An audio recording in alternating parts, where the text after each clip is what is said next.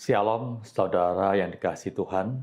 Bersyukur kepada Tuhan kalau kita bisa berjumpa kembali dalam program Bagaimana dengan saya, Pendeta Hendy. Saudara, nggak terasa kita memasuki hari ke-25, memasuki doa puasa menjelang kita bersama-sama memperingati Jumat Agung dan juga Paskah. Hari ini saya mengajak saudara membuka dari kitab Yesaya pasal 53 ayat 2 sampai dengan 3 yang berbunyi demikian. Sebagai taruk ia tumbuh di hadapan Tuhan, dan sebagai tunas dari tanah kering. Ia tidak tampan dan semaraknya pun tidak ada, sehingga kita memandang dia. Dan rupa pun tidak, sehingga kita menginginkannya.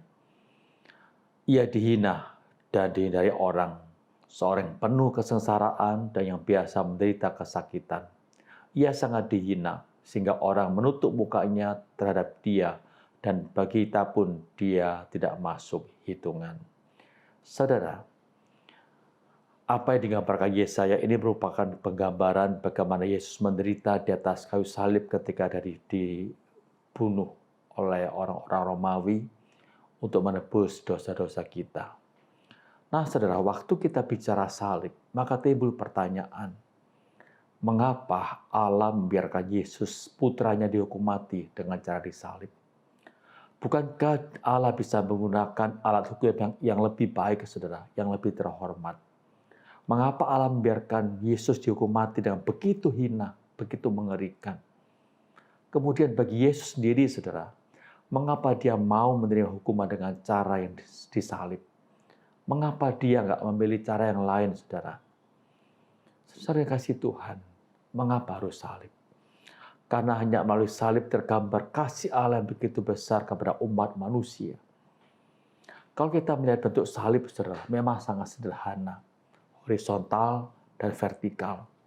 Bahkan anak-anak yang belum sekolah pun bisa menggambar akan bentuk salib tersebut. Tapi di balik kesederhanaan tersebut, saudara, mengandung makna yang begitu dalam, yang begitu luar biasa tentang kasih Allah.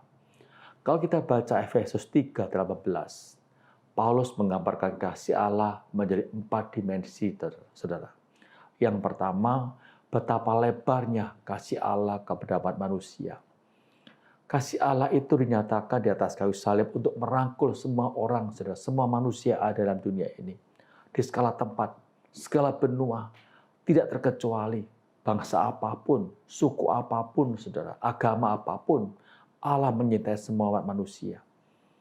Apakah kita tinggal di istana, di penjara, di kampung, di mana saja, Allah mengasihi semua umat manusia, saudara. Itu menggambarkan kasih Allah begitu luar biasa, begitu lebarnya. Dimensi yang kedua untuk menggambarkan salib tentang kasih Allah, yaitu bahwa kasih Allah begitu panjang.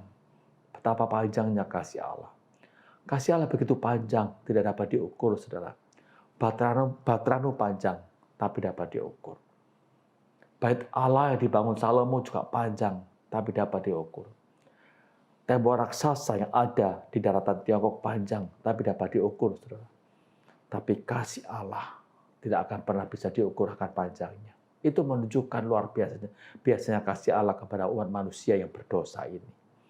Dimensi yang ketiga untuk menggambarkan kasih Allah, yaitu betapa tingginya kasih Allah kepada umat manusia, saudara. Kasih Allah begitu tinggi, saudara. Ia bisa mencapai surga, mencapai tahta Allah. Para astronot bisa terbang tinggi mencapai bulan, tetapi mereka tidak pernah bisa mencapai surga.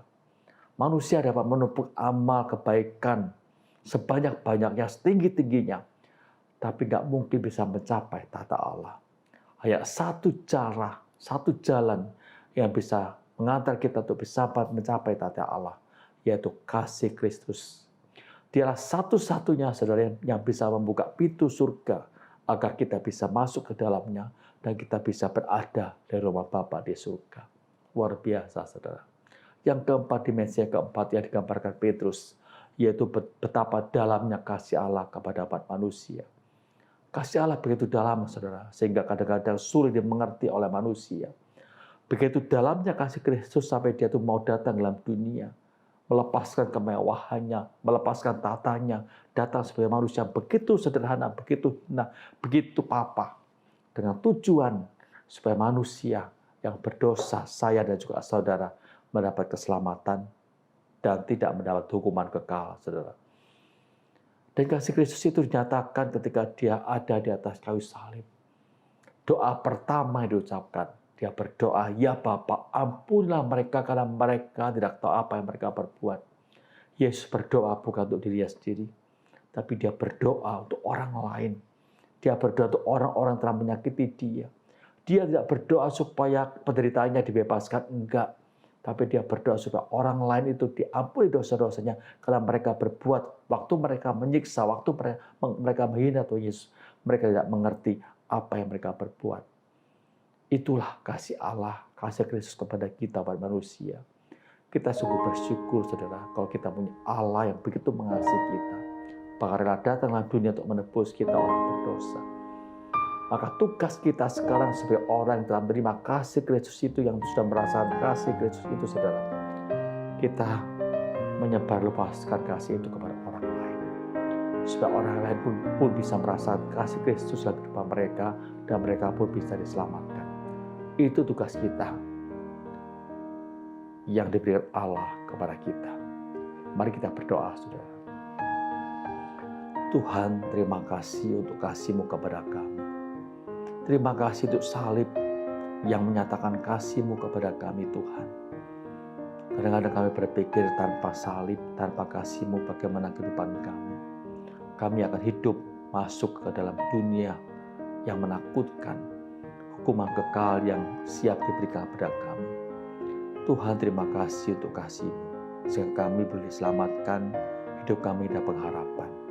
Terima kasih Tuhan, biarlah kami belajar bagaimana kami boleh membagi kasih itu kepada orang lain, sehingga orang lain pun bisa merasakan kasih-Mu yang Tuhan dalam kehidupan mereka.